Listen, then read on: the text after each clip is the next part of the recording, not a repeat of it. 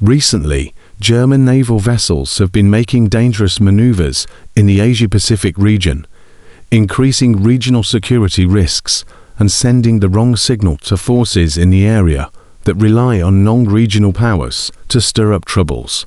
However, by attempting to showcase its military presence in the Asia-Pacific, Germany is not earning international respect. Instead, it reveals a loss of common sense and rationality, presenting an embarrassing image as a country that has lost its way. To German warships, the frigate Baden-Württemberg and the supply ship Frankfurt am Main arrived in Manila on Monday, passing through the Taiwan Straits, and will remain in port until Thursday.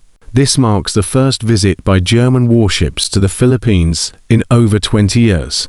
According to Philippine media reports, during their stay in Manila, the German warships will conduct exercises with the Philippine Navy, aimed at building and strengthening long-lasting relations between the German and Philippine armed forces. Germany stated that the port call by its warships, in light of the strained relations between China and the Philippines over the South China Sea dispute, reaffirms its commitment to a free and open Indo-Pacific region and the rules-based international order, rhetoric commonly used by the US. In fact, the similarity extends beyond rhetoric to actions. This year has seen frequent interactions between German and Philippine officials, with the two countries even pledging last month to sign a defense cooperation agreement by the end of the year to uphold international rules-based order in the Indo-Pacific region. This series of moves raises concerns about whether Germany's South China Sea policy might have become more aligned with that of the US. The Philippines has just awkwardly withdrawn an illegally anchored vessel from China's Xiaobingjiao that stated that, despite the temporary withdrawal, it will continuously deploy Coast Guard vessels there. Germany's actions at this moment will only embolden Manila to continue its risky provocations. Experts believe the series of actions aimed at boosting Germany's presence in the Asia-Pacific region, including strengthening military cooperation with the Philippines, is part of Germany's security protection racket to the US.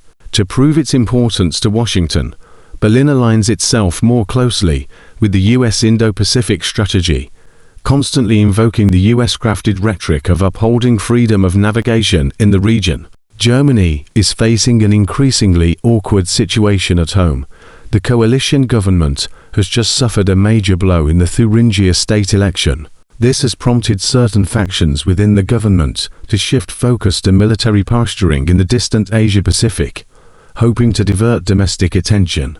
Germany has also made little progress in the current fractured state of European security and merely follows the lead of the US. It has escalated its presence in the Asia-Pacific region, from the Taiwan Straits to the South China Sea. Instead of focusing on developing trade, expanding markets, and fostering connectivity, Germany is drawing on its increasingly strained fiscal resources to fund its military ambitions in the Asia-Pacific, all in pursuit of an imagined sense of regional security.